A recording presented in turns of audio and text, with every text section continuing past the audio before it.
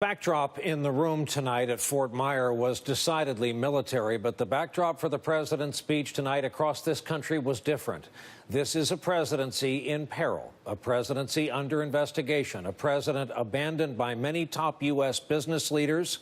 And there are big questions tonight about what, if anything, this White House will be able to point to for achievements from here on out in 2017. On that note, let's bring in tonight's lead-off panel. Retired four-star U.S. Army General Barry McCaffrey, one of our military analysts, a decorated combat veteran of Vietnam, ground commander in Desert Storm, with experience in government and military throughout the world. Jeremy Bash, former chief of staff at the Pentagon and the CIA, and Nayyera, former senior advisor at State, who worked on Afghanistan policy with the late Ambassador Richard Holbrooke. Welcome to you all. General, that one quote does stand out. We're going to turn from nation building to killing terrorists. What do you make of that, and what else did you hear?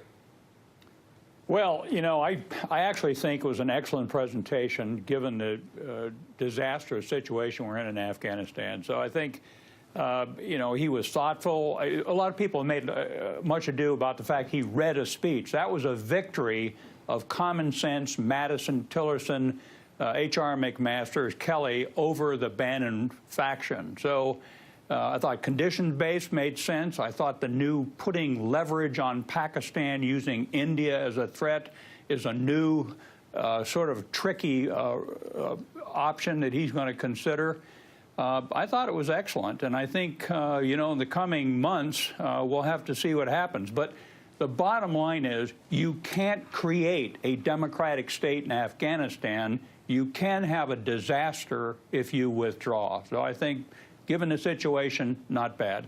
Jeremy Bash, this is indeed where the presidency gets real. This is pulling the levers of the presidency and the awesome power of the United States. It was, in fact, short on details. What do you make of it as strategy? Yeah, I would grade it incomplete, Brian. I think, first of all, you'd be forgiven for having whiplash and deja vu at the same time. Whiplash because, of course, it's a major reversal from his promise during the campaign to withdraw completely from Afghanistan. And also deja vu because in some ways it is very much an affirmation of what President Obama did at the end of his presidency, which is to abandon the timeline, to abandon the full drawdown of troops, and to say we're going to stay there basically for the time being while conditions merit it. And so in some ways the speech was continuity. I agree with General McCaffrey. We did avert the disaster of what Steve Bannon and others were advocating, and it was a victory for the national security professionals in the administration. But we need to know a lot more information about the strategy to determine whether or not we'll succeed. Nayyera, given your background, I know you hear a speech like this differently. At least different things stand out to you. So what did you make of the Pakistan-India portion and then some? Well, what we didn't recognize in this speech are the millions of Afghan refugees that are living in Pakistan, which is a lever that Pakistan has on U.S. forces, in addition to the fact you have a Haqqani network and other terrorist networks and the Taliban headquartered in Pakistan. So it's a double-edged sword playing hard game with Pakistan. They have the ability to flood over the borders with thousands upon thousands of people that will destabilize the country. And that has fundamentally been the challenge every administration has had in dealing with the Afghanistan-Pakistan border, in addition to the fact that it's extremely porous. And we all do remember that the #1 terrorist kill that happened in the Obama administration was where? Was in Pakistan. So it's a tricky relationship that previous administrations have tried to navigate.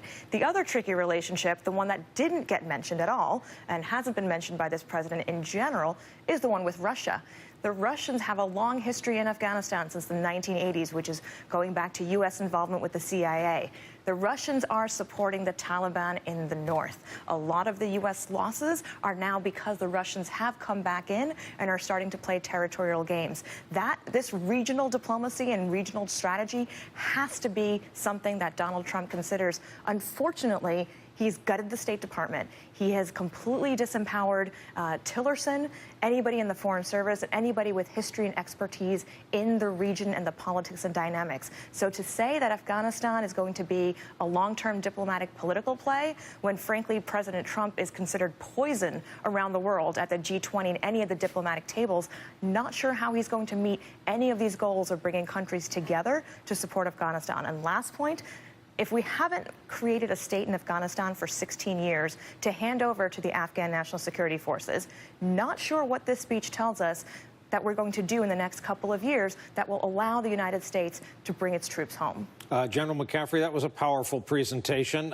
Your response to it, in addition, if you can back up, you're comforted by the voices you hear of the generals surrounding the president in these remarks. Well, I agree with what Nayyera had to say. I think she's got it dead right. You know, Pakistan, one can argue, isn't a nation state itself. It's four separate nations loosely held together by the armed forces.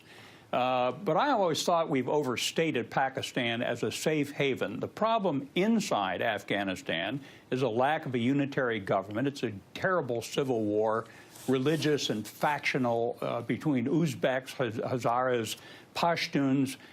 So I'm not sure that if you successfully seal the border with Pakistan, the war starts. Not that the border could be healed. I'm also uneasy, as I'm sure the other two panelists are, about loser and attaining victory. This is not a victory situation. But again, I do think, given the bad situation we're in, that this is a pretty reasonable statement of objectives. I think getting out of restrictive ROE makes sense. The White House does not need to articulate 300 Special Forces sergeants to Syria. They don't need to get involved in the tactical part. They need to sort out the politics. But I'm also skeptical that we can pull this off. I think we can avoid disaster in the short run, but we'll see where this goes over the next 2 or 3 years. For civilians at home playing our home game, restrictive ROE means rules of engagement, i.e. the rules where U.S. forces can shoot back if fired upon, usually surrounding collateral or civilian damage. Jeremy Bash, I'm going to play for you a snippet of the speech tonight that had a lot of people thinking back to the kind of rhetorical campaign candidate of Donald Trump and his personal asides that were embedded in this speech on foreign affairs. No one denies that we have inherited a challenging and troubling situation in Afghanistan and South Asia.